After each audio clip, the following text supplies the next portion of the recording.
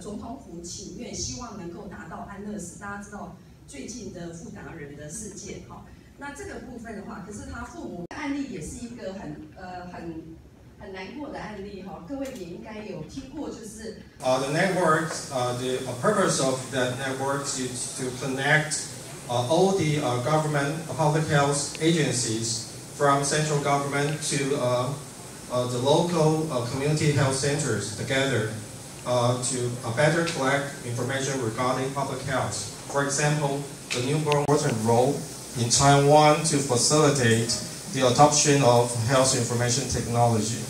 Because the demand to submit healthcare insurance claims to the administration, so all the healthcare providers are connected together using the national health insurance. And now we are entering a new era we call the cloud-based health information network. This is the new innovation, ICT innovation in our healthcare system. Right now, the National Health Institute, Dr. Zhen mentioned that yesterday, and the other service is called My Health Bank.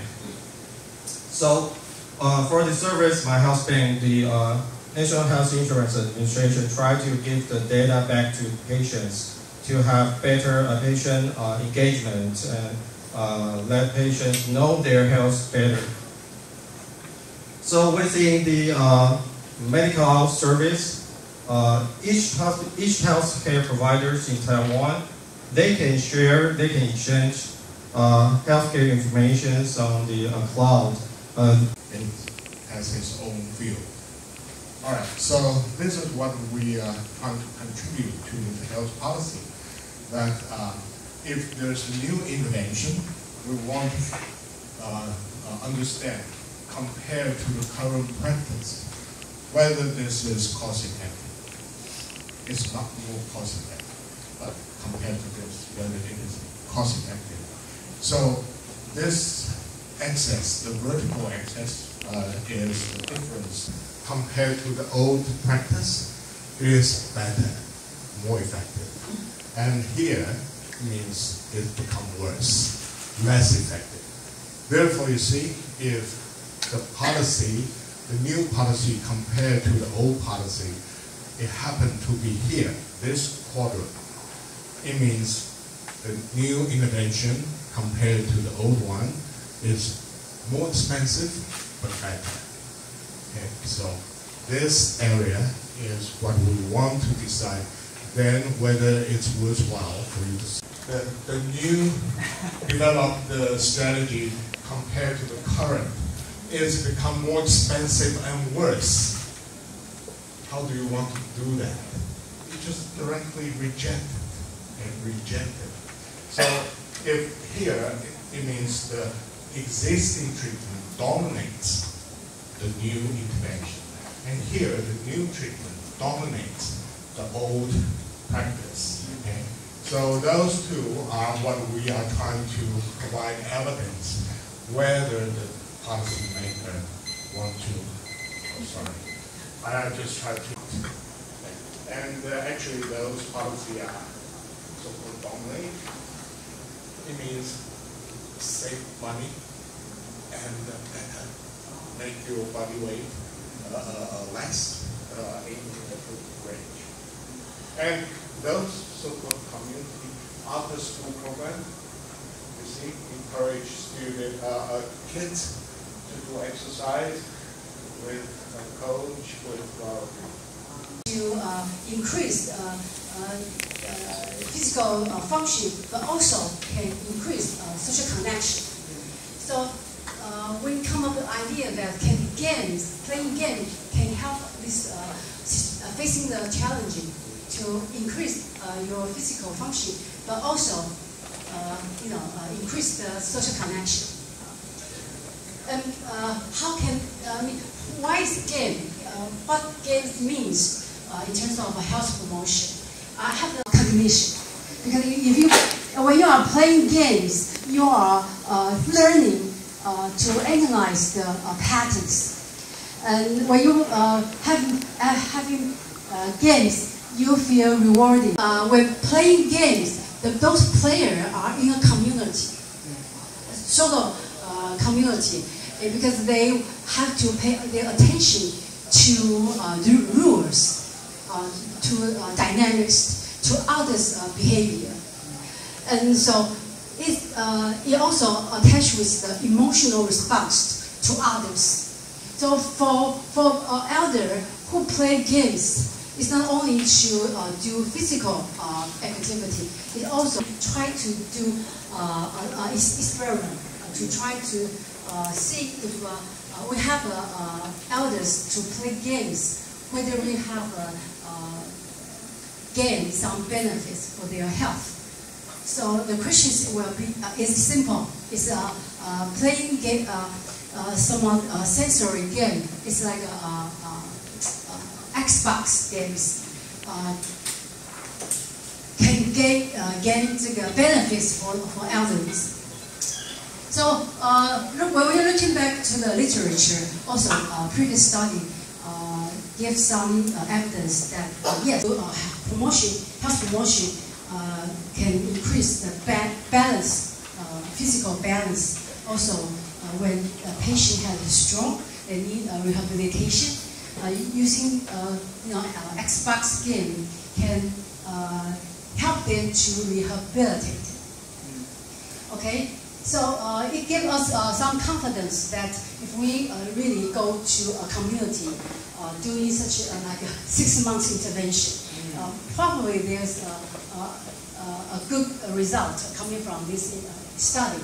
So we design a quasi-experimental design, and we go to a community and helping teaching a younger population with a very special behavioral characteristic, which is their mental health sex with men. And I'll tell you why it is an important area that we need to work on. And also, interestingly, I also found out that last night when I was going through the program book, I found out that this is a very rich session. So you're right, choosing the right room to sit in. This is a very session is very rich in diversity. Why? Because our topics cover a broad range of populations, from elderly people to young people, and also spanning from Taiwan to South Korea, my next presenter, and then it all has something to do, both of them have something to do with mouth. Okay, mine is something to do with oral rapid self-testing, and the fourth presenter is going to present mouth screening, right, for oral cancer.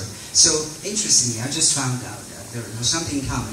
So without further ado, the reason why I picked this topic here is that we're talking about community interventions here. I mean, throughout the day, yesterday, we're covering the H. pylori, or ST, would be something that I use throughout this talk. So if you hear or ST, it stands for this, okay, which is 唾塞, okay, in Mandarin it's 唾塞, okay. All right, so quickly, I will cover the basic epidemiology of HIV in Taiwan and why we work on this and why we focus on ORST. And because, as our director Chen mentioned, we are from the Institute of Health Behaviors and Community Sciences, so we focus our research on theory-driven, just like the previous presentation used REAIM as a theoretical framework.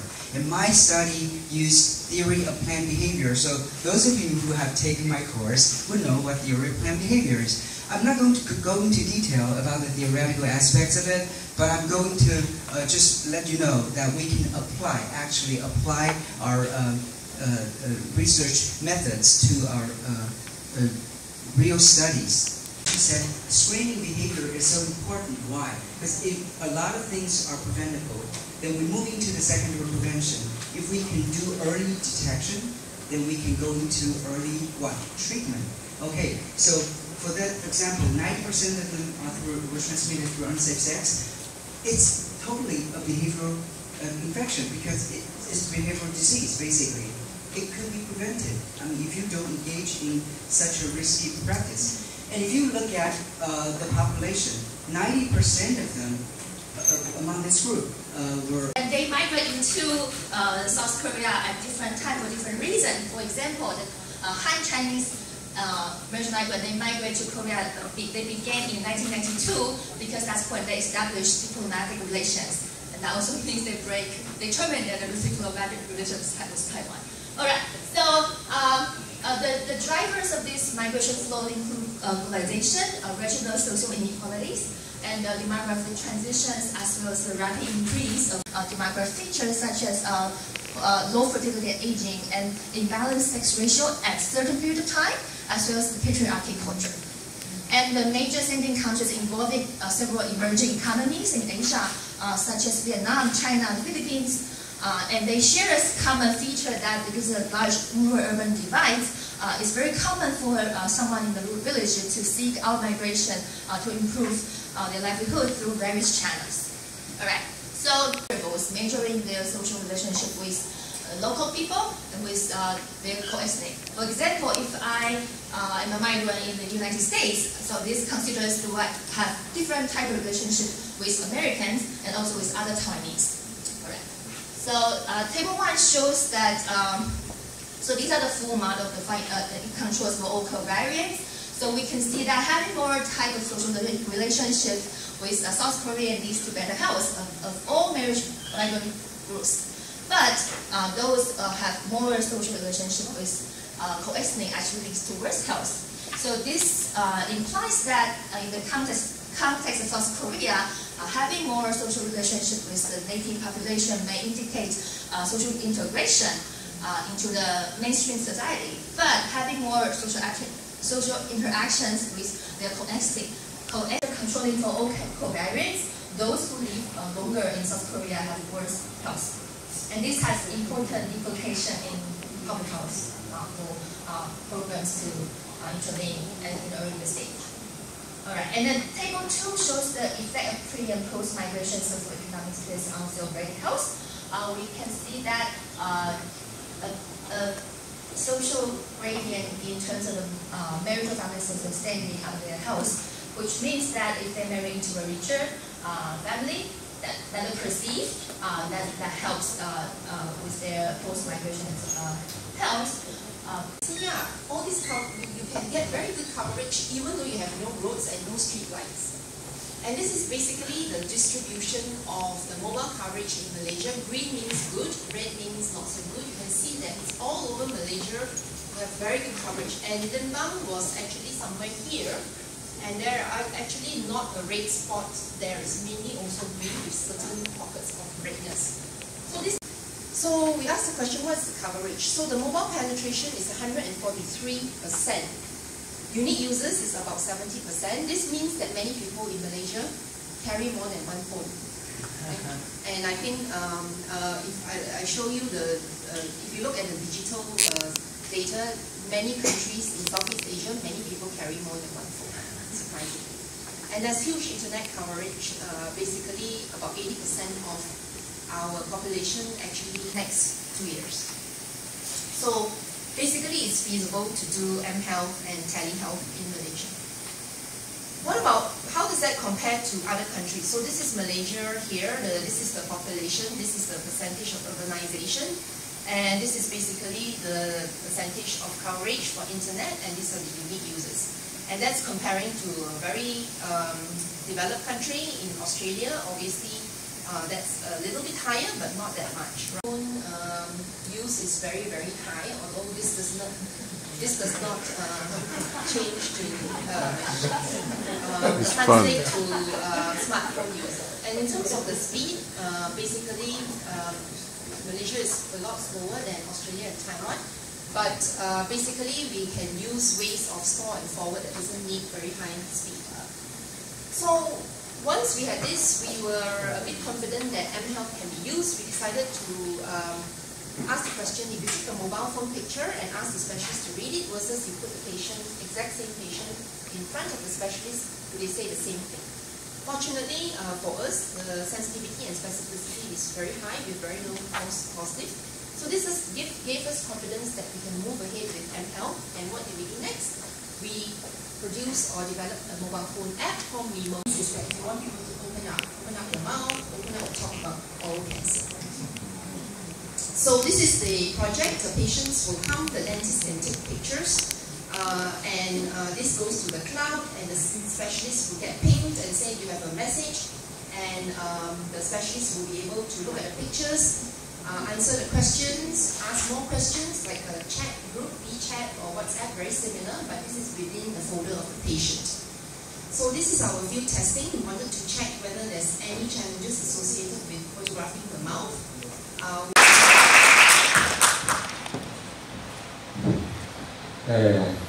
非常谢谢各位学者、专家、来宾，2天非常精彩、非常丰富的这个讨论，我想大家都有很好的心得跟收获。来马祖的要好好体验一下，马祖的特色、马祖的美景、马祖的文化。就像刚刚张教授讲的，马祖这么漂亮的地区，我想可以让大家更放松一点，有更多的收获。那 Well, it's come to the end of the talk, the meeting, but at the beginning of work, right? That's I think we all enjoyed our time here, and I believe we will come back and to do more work and to enjoy the natures. And you know, it's really my pleasure to co-host this with Mazu's government, and it also symbolizes our school's willingness to do our public health with the past, what we have done in the past, and we have planned to do in the futures. And at the last talk, we invite to this meeting is it would be a multidisciplinary approach. 4 to 5 years, and would like to make Mazu truly a paradise for people to live and for people to be taken care of. So with this, lastly I want to thank our international guests. We have been traveling and so far to here and food. And this afternoon we'll see your cultures, and hopefully you can bring back many good memories from your acquaintance here, and also help us to spread the words. And Mazu is a place you have to visit. Thank you. Thank you very much, Last but not least, we would like to invite Deputy Director General of Health Promotion Administration, Dr. Chen Ren. Shall we just go to our lunch? Thank you very much. Thank you very much, Deputy Director General Chen. Ladies and gentlemen, this is the end of the conference. Thank you for your participation in these 2 days. Please bear with me. I have some announcements to make. Announcements about the tour this afternoon.